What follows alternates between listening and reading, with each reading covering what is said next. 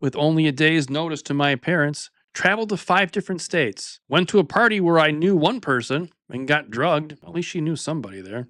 Had at least 3 situationships at the time because the man I wanted was messing around, never told him about it. Not her fault. Stole a firearm more than once. Shouldn't have left him out. Stole at least 3 cars. That's what Grand Theft Auto was all about. Drained mine and my mom's bank account. Stupid mom shouldn't have left her bank account so readily available. Crashed out over a guy I knew for a week. Started showing up where I knew he'd be. Should have been more ambiguous. Beat the brakes off of 2 people. Should have got their brakes redone. Was literally drunk 5 days of the week. Also was all over my state. Different city and night. Mom never knew where I was. It could have been 7. Crashed out so bad, my parents almost checked me into a mental hospital. And she wasn't as bad as to be checked in. Played with people's feelings because mine were being played with. Was literally interchanging men through the nights of the week. She's not a whore. She's misunderstood. Lied constantly about literally everything I could think to lie about. Never lied to my boyfriend, though. Was always honest with that, MF. Somebody made her lie. She didn't choose that. And pulled out keys to a car you can't afford. She had another post. That was her other post. So yeah.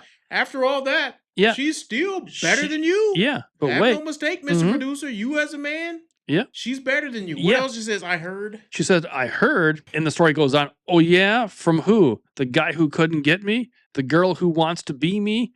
Or the people who can't stand seeing me do better than them? I mean, yeah. And she's better. She's better than you. Even after all that. So 3 stolen cars, several stolen guns. She stole from her own mother. She battered 2 people.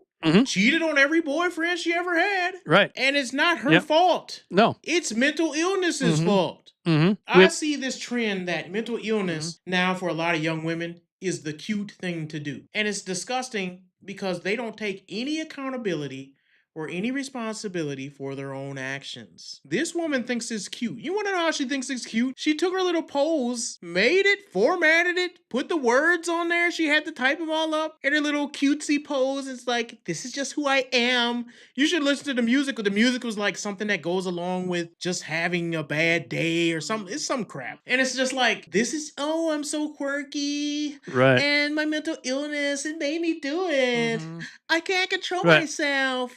We got a comment, hashtag life choices. Yes. Bad life choices. Bad life choices. These type of women disgust me because she had something. I don't know. Did I post my conversation between me and her? I don't know if I had. I don't think so, no. Yeah, well, I ended up calling her out on TikTok as well, and was just like, all that and no accountability. And then she said, I said it was my mental illness. That's how she basically responded. I said I was accountable. I said it was my mental illness.